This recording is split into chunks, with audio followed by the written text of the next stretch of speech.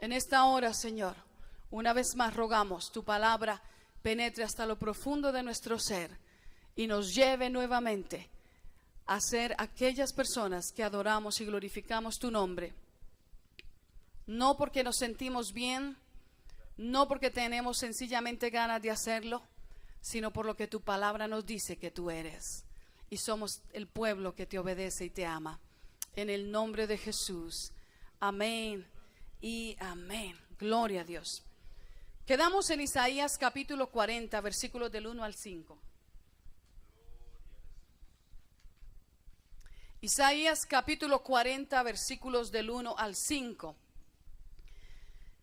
El mensaje anterior cubrimos el versículo 1 y 2 y en esta noche yo quisiera que ahondáramos en los versículos del 3 al 5.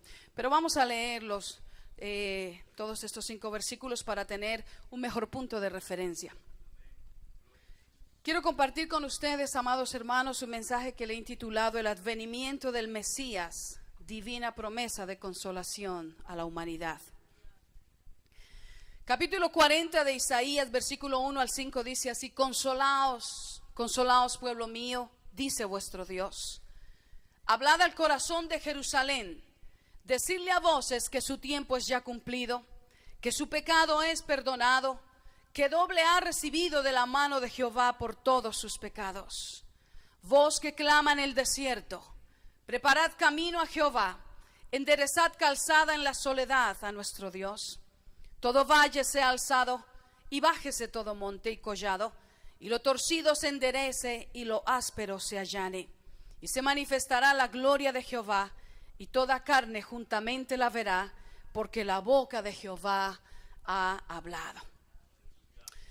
Como en ocasiones anteriores, amados hermanos, les he enseñado y he predicado con relación al profeta Isaías, este varón es levantado para entregar la palabra profética al pueblo de Dios, que consistía en denunciar sus andanzas de rebelión y desobediencia a su Dios, anunciar que el castigo era inminente por causa de sus corazones contumaces, pero de igual manera la profecía de Isaías contenía la declaración del acontecimiento que ha marcado el mayor impacto sobre la raza humana desde su creación.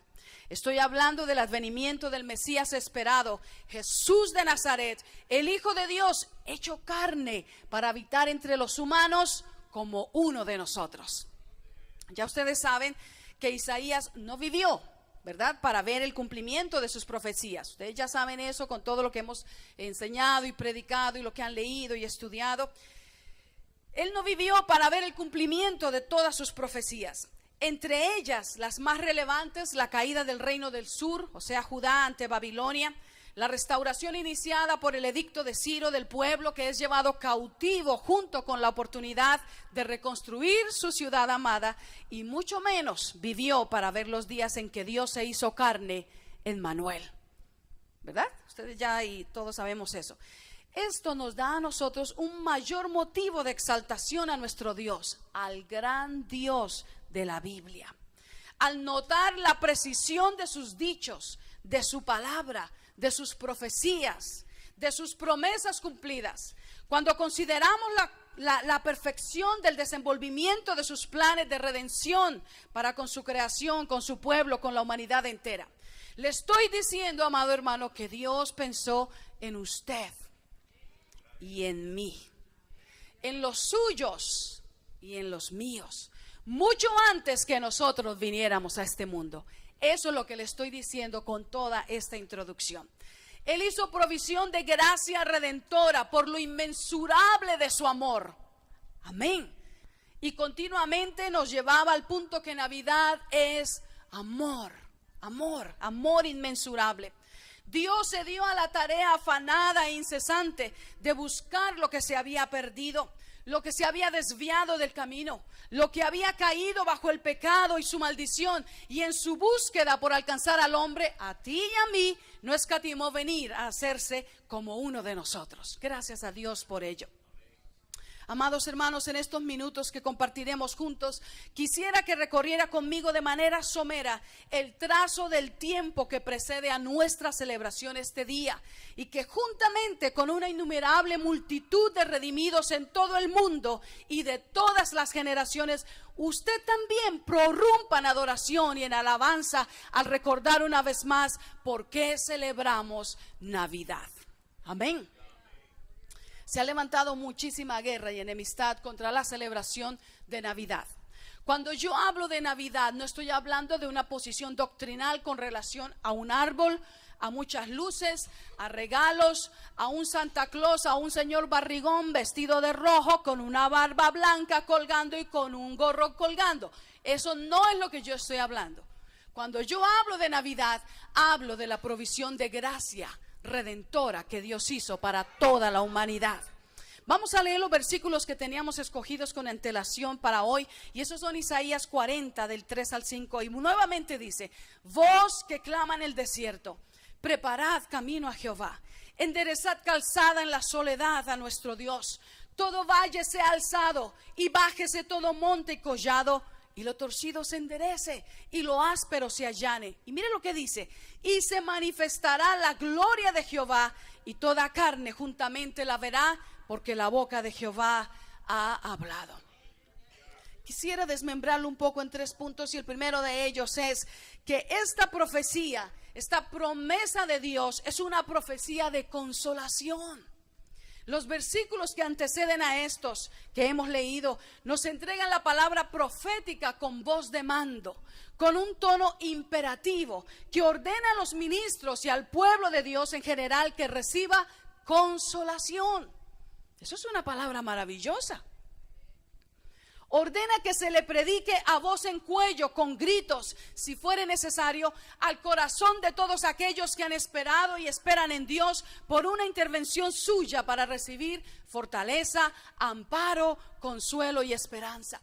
Esos versículos ordenan aún más que se le hable contundentemente al corazón, al centro de la vida de los habitantes de Sión, y que se les entregue las buenas nuevas de que su pecado ha sido perdonado. Oiga, qué noticia más maravillosa, ¿verdad? No como cualquier pecadito perdonado, ni como una simple disculpa por un errorcito, sino que se les diga que si su pecado ha sido grande, más grande que su pecado es el perdón que han recibido. Eso es lo que dice Isaías, lo que hemos leído. Que si su maldad es mucha, lo que han recibido en perdón equivale al doble de la muchedumbre de su pecado y de su maldad. Qué maravillosa profecía que Dios envía a su pueblo para los justos que aguardaban la intervención de Dios y para la humanidad. Esta, hermanos, es una profecía de gran consolación, en primer lugar para toda una nación, y hablo de la nación de Israel. En el mensaje anterior los ubiqué geográfica e históricamente en las fechas y en el lugar que correspondía cuando Dios entregó esta profecía a Isaías. Hablo de que esta profecía de gran consolación es para toda una nación porque se hallaban esclavos, cautivos, sirviendo a sus opresores, maltratados, humillados, y sin duda alguna lo que más pesaba sobre ellos era el oprobio del pecado. Quiero decirle que el pecado pesa. Quiero decirle, por si no se ha dado cuenta, que la culpa pesa, y pesa mucho. El peso de la culpa de saberse que ellos tuvieron la oportunidad de evitar llegar a ese momento de castigo, pero escogieron seguir en sus rebeliones. El continuo flagelarse el corazón y el pensamiento al recordar que fue su necedad, su desobediencia, su rebeldía, lo que entregó la nación al cautiverio.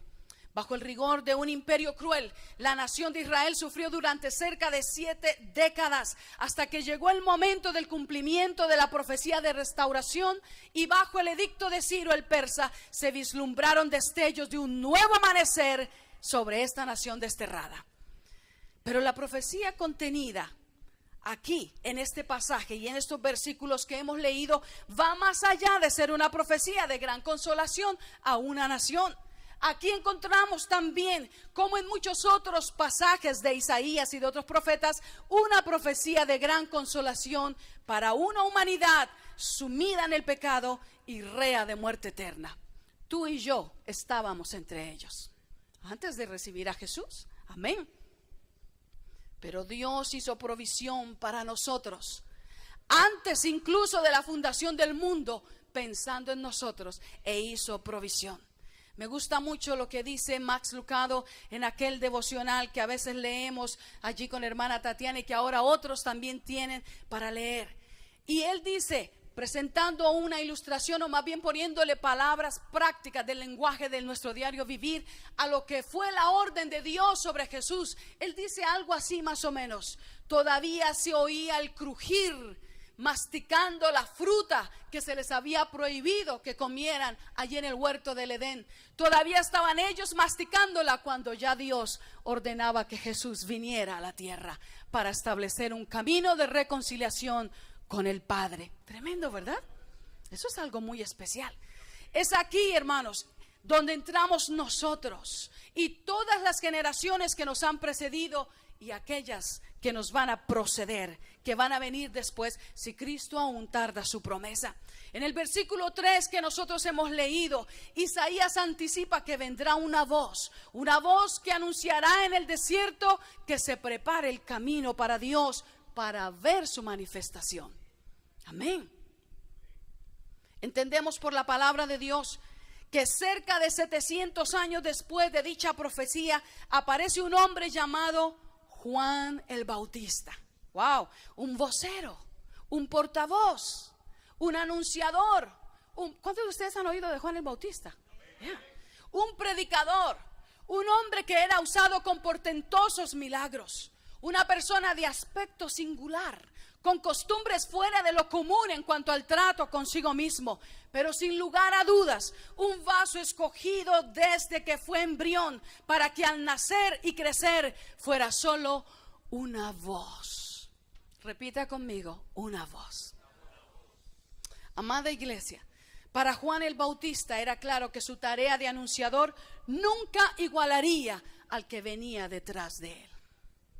Por eso quiero hacer un énfasis en este adjetivo que él usa para autocalificarse, diciendo que era solo una voz. Juan fue usado poderosamente por Dios ante una generación perversa y depravada, similar a la nuestra. ¿No le parece? ¿Sí? Ante una sociedad amante de lo malo y vendida al pecado, entregada a los placeres y a la vanidad de sus mentes. Juan el Bautista vivió rodeado de dureza en los corazones, de duda, de indiferencia y de desprecio por aquellos que pretendían saberlo todo en cuanto a religión, pero mostraban con sus vidas que ignoraban el don de Dios. Juan fue efectivo en su trabajo, fue fiel a su llamado, fue leal al que lo llamó, fue comprometido hasta la muerte con la misión que se le delegó. Pudo haberse exaltado, ¿sabe? Y haber usurpado el lugar del Mesías, aprovechándose aún que algunos aún lo consideraban Mesías. Eso lo hemos leído, ¿verdad? Muchas veces en los evangelios. Juan pudo suponer que ya no era, que porque ya era tan usado por Dios y que había prácticamente revolucionado su tierra con su aparición y con su mensaje confrontativo, quizás él merecía un reconocimiento. Quizás no estaba tan mal que lo confundieran con el Mesías esperado. Pero amados hermanos, en esta noche nuevamente hago una pausa aquí para reforzar en nosotros, amada iglesia, que tal cual Juan, nosotros debemos tener en cuenta que no somos más que anunciadores, no somos más que proclamadores del mensaje de esperanza y de salvación, que no importa cuántos ganemos para Cristo, no importa cuántos sean sanados bajo nuestra administración, no importa cuántos milagros ocurran bajo nuestra oración, no importa cuántas peticiones Dios conteste a nuestro clamor, cuántos testimonios de maravillas Dios nos conceda mientras estamos peregrinando en esta tierra, siempre nosotros solo seremos vasijas. El alfarero, el maestro, es el único que debe recibir toda la alabanza y toda la exaltación. Él es el único digno y a Él todo el crédito. Nosotros solo sus vasijas. Juan lo dijo muy bien: solo una voz. Amén.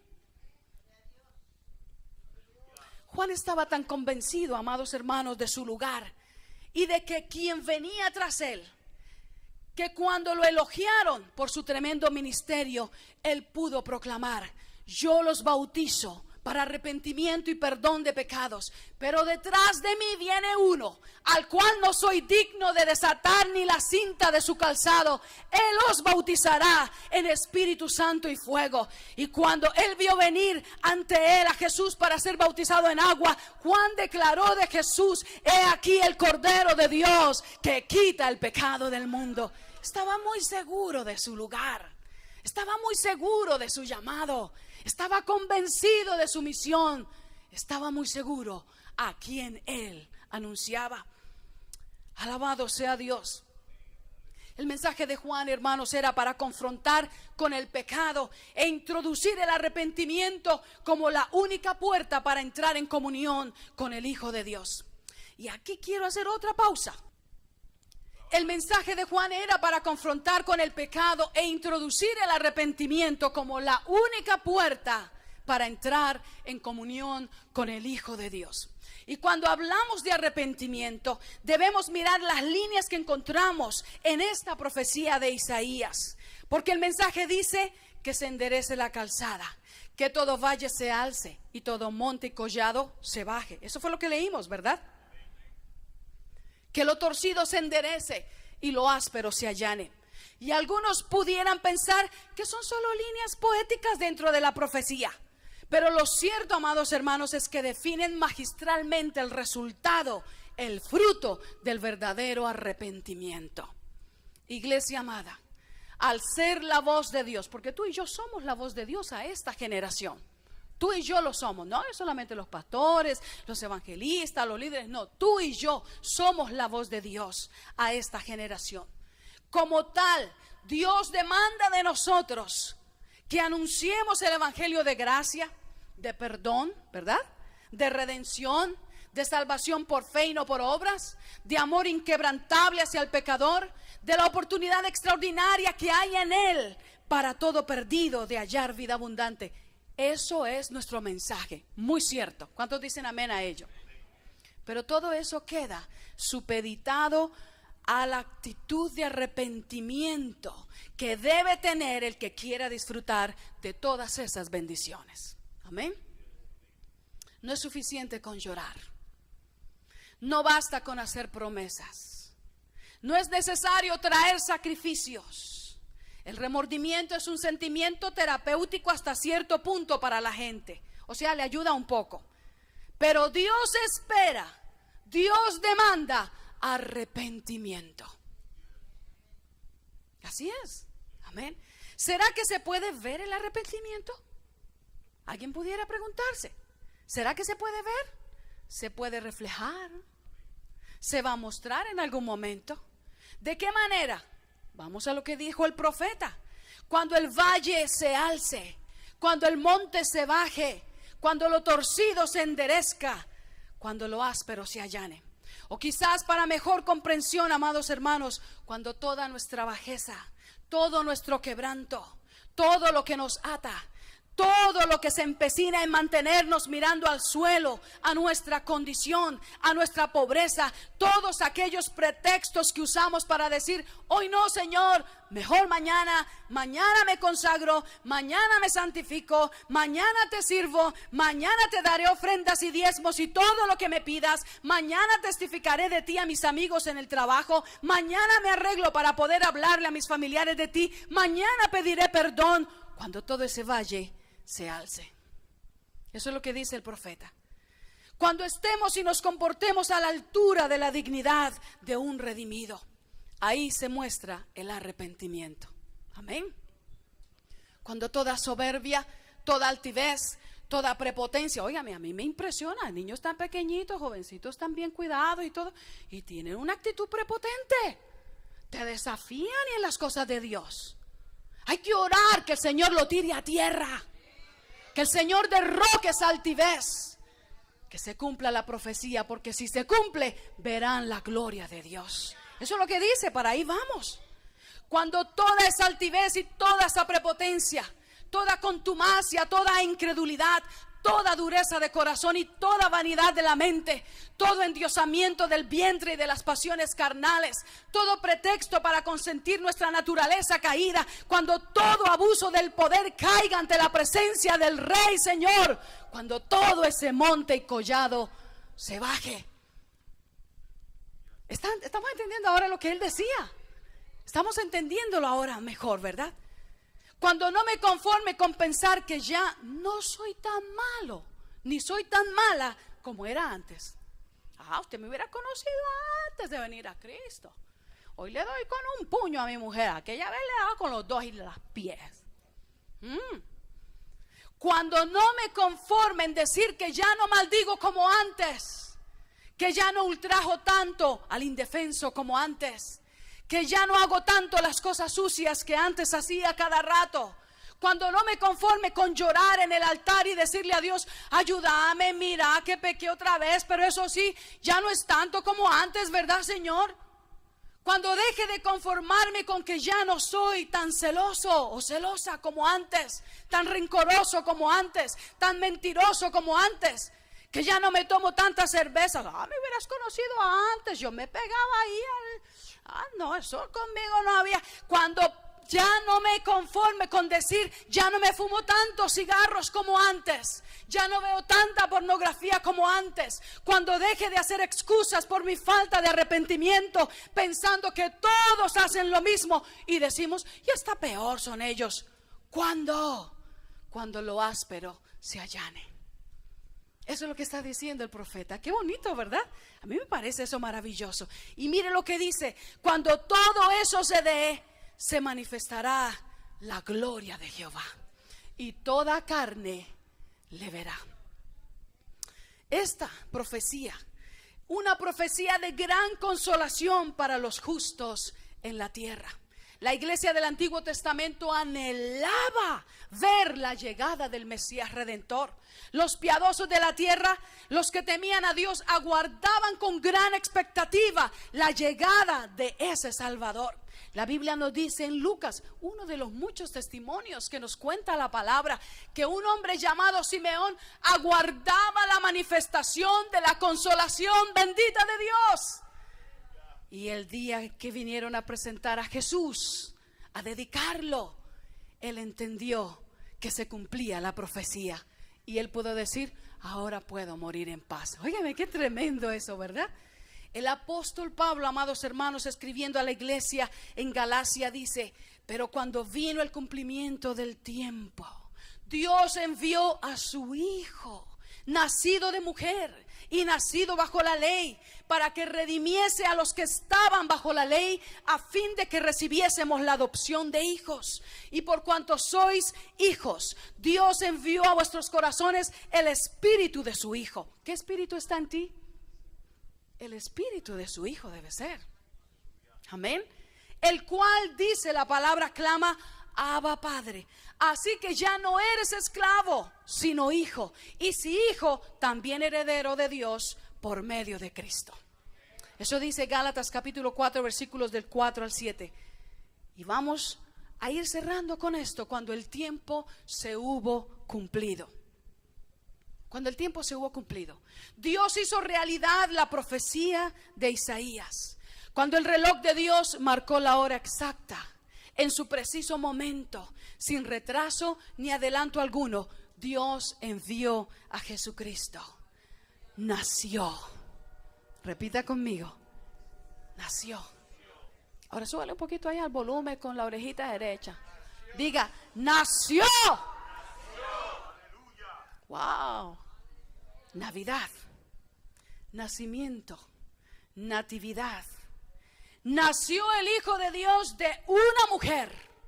Nació su naturaleza humana bajo la ley, para que pudiera cumplir con las demandas de la justicia de Dios Padre a causa del pecado de la raza humana. Nació para que se pudiera encontrar el perfecto y sumo sacerdote que entraría con ofrenda de su propia sangre al lugar santísimo y la presentaría a Dios como expiación de nuestro pecado y sería recibida, acepta y agradable de una vez y para siempre por todos los santificados. Nació para eso. Qué precioso, ¿verdad? Nació para que por su redención fuésemos empoderados de ser hechos hijos de Dios. Porque todos son criaturas de Dios, pero no todos son hijos de Dios. Para ser hijo de Dios, usted necesita poder. Eso no es de que es el más bonito, el más alto, el más carismático, el que gana más pisto, el que mejor habla, el que tiene más elocuencia. No, para ser hijo de Dios se necesita poder. Poder, por eso dice Juan, y a los que le recibieron les dio potestad, les dio poder de ser hechos hijos de Dios. Qué precioso. Nació para que ya no seamos solo criaturas, no solamente como extraños, tampoco reos de condenación eterna, y para que no sigamos como bastardos. Nació para que seamos hechos hijos de Dios. Recibamos la adopción del Padre. Esa es la palabra que hemos leído. Qué gran garantía tenemos de que somos hijos de Dios a través de Cristo. Alguno se pudiera preguntar, ¿cuál es el sello que nos identifica que esto no es paja ni filosofías huecas o una religión más? Que por cuanto somos hijos de Él, Dios envió a nuestros corazones el Espíritu de su Hijo, el Espíritu de Cristo, el Espíritu Santo, y por Él podemos decirle a Dios: Papito mío, Abba Padre. Por Él ya no somos esclavos, ya no servimos al mundo, ni a Satanás, ni a la carne, ni a nuestros deseos. Por Él hoy como hijos servimos a nuestro Padre eterno. Somos tratados como hijos, nos distinguimos como hijos, portamos el ADN de nuestro Padre y tenemos el sello de lo que somos, porque en nosotros está el Espíritu Santo de Dios. Alabado sea Dios por ello. Quiero reiterar nuevamente lo que dije en el mensaje la semana pasada. El más excelso y admirable despliegue de la gloria de Dios sobre la humanidad ha sido la aparición de su Hijo Jesucristo en carne. Emmanuel, Dios con nosotros. El cumplimiento de la profecía de Isaías, la cual Él celebra sin duda en el cielo junto con todos los santos, aunque no vivió para verle en la tierra. Yo creo que Isaías se goza celebrando allá también. Así que, iglesia, teniendo en el advenimiento de Cristo Jesús a la tierra el cumplimiento de tales profecías, la entrega de la mayor consolación para la iglesia de todos los tiempos, siendo Jesús la persona que ha nacido en este mundo de mayor influencia para la humanidad entera, siendo Él quien ha ocasionado el impacto más grande en la historia de la raza humana, al punto que la dividió en dos con su nacimiento, cambiando el rumbo de la humanidad de condenación eterna a una oportunidad maravillosa de vida en abundancia aquí en la tierra y vida eterna al partir. Claro, para todos aquellos que le reciben, siendo Jesucristo el Mesías esperado, el único camino que lleva a Dios, el único que puede librar al hombre del pecado y darle un nuevo corazón y una vida plena. ¿Quiénes creen ustedes, iglesia, que son los llamados a celebrar con regocijo el nacimiento de Jesús? ¿Quiénes? Dígalo con convicción. Celebre que existe Navidad. Celébrelo. No me malinterprete pensando, nuevamente le digo, que tiene que celebrar con luces y que tiene que poner un árbol y poner un pesebre y con un estreno de ropa. No, eso es bueno y tiene su lugar, pero no es asunto doctrinal, ni nos vamos a entretener en esas trivialidades. Pero no permita que la sutileza del diablo le robe de celebrar que un día nació el Redentor. Y celebre aún más que no solo nació en Belén, sino que tuvo a bien venir a nacer a su corazón. En historia nos enseñan a observar ciertas fechas de nacimiento de algunos héroes, ¿verdad? O los próceres. a recordar como día festivo el nacimiento de algunos activistas que consiguieron marcar algo positivo en la historia para derechos civiles y cuántas otras cosas más. ¿Cuánto más debemos celebrar que Jesús nació? Vino a este mundo y me dejó senda para caminar y entrar en reconciliación con Dios. El día exacto me es indiferente. El mes también. Escojo hacerlo en esta época porque me parece oportuna. Lo que me importa es que vino, que nació y que habitó entre nosotros. Por eso, hermanos, yo celebro e invito a todos los santos del Señor a celebrar que desde Génesis ya estaba Jesús con Dios creando los cielos y la tierra. Le celebro al árbol de vida que estaba en medio del paraíso. Le celebro al carnero Jireh que vio a Abraham como ofrenda para el sacrificio en lugar de su hijo Isaac. Le celebro a la escalera que vio Jacob, cuyo extremo llegaba al cielo y unía a la tierra, símbolo que solo a través de él un ser humano puede entrar al cielo. Le celebro a la peña de Oreb, de donde vertió agua para calmar la sed de una muchedumbre en el desierto. Le celebro a la ofrenda de paz y a la ofrenda por el pecado, que fue hallada perfecta y agradable ante Dios para justificar a los redimidos. Le celebro al que tornó la maldición en bendición, aun cuando el profeta Balaam quiso maldecir a los escogidos de Dios. Celebro al que se reveló a Moisés en Deuteronomio como el único Dios verdadero. Celebro al que llenó a Josué de su espíritu y lo empoderó para que poseyera la tierra prometida. Celebro al que por gracia proveía jueces y juezas en Israel a pesar de su círculo de decadencia. Celebro a aquel que extendió gracia sobre una moabita y la redimió a través de Booz para injertarla en su linaje. Celebro a aquel de quien el arca del pacto era símbolo de su presencia y su victoria sobre el pueblo de Israel en Samuel. Celebro a aquel que tipificado en Elías y en Eliseo dio un destello de lo que es la resurrección a los hijos de las viudas. Celebro a aquel ante quien Salomón dedicó el templo, pero declaró que él no habita en templos hechos de manos solamente. Celebro a aquel que propició la reedificación del templo y las reformas bajo Esdras y Nehemías. Celebro a aquel que usó a Esther para que no se exterminara el pueblo judío, linaje suyo, porque de no haber sido así, se estima que hubieran muerto más de los que mandó matar Hitler. Celebro al que se reveló en sueño y visión nocturna a Job, diciéndole que de muchas maneras Dios busca hablar con el hombre. Y digo como Job, yo sé que mi Redentor vive. ¡Aleluya! Celebro la inspiración de incontables cantos, de salmos, de himnos de toda la historia. Celebro la sabiduría porque ella habitó desde antes de la fundación del mundo y ese es Jesús.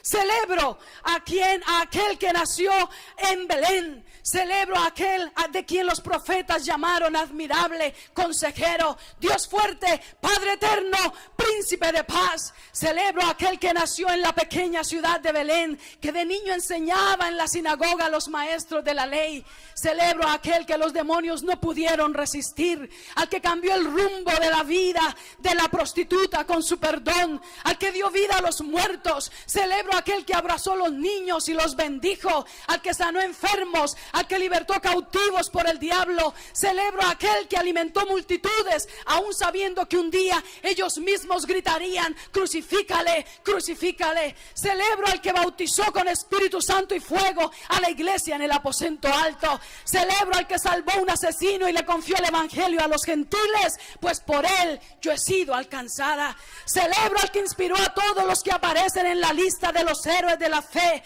Celebro a aquel por quien Pedro, Santiago, Judas hermano de Jacobo y Juan y muchos otros más no vacilaron en dar sus vidas y ser mártires por causa de él. Y celebro al alfa y el omega, al principio y al fin, el primero y el último, el que es y que era y que ha de venir, el todopoderoso. Celebro a aquel que Juan vio vestido de ropas hasta los pies, con cinto de oro en su pecho, con cabellos blancos como la nieve, con ojos como llama de fuego y con voz como estruendo de muchas aguas. Celebro al candelero que está en medio de la iglesia, al sacerdote perfecto que se pasea por en medio medio de nosotros. Celebro al Rey de Reyes y Señor de Señores, al que me prometió que viene a recogerme y entre tanto me prepara un lugar en la casa de mi Padre. Celebro a quien yo espero con incesante anhelo, y celebro al Sol de Justicia, que un día de estos aparecerá por el horizonte y me tomará a sí mismo. Y te celebro a ti, Señor Jesús. Yo celebro que naciste, y sea hoy o sea otro día. Gracias por venir, gracias por nacer, gracias por darme razón para celebrar Navidad todos los días de mi vida. ¡Feliz Navidad, amado Jesús! ¡Aleluya!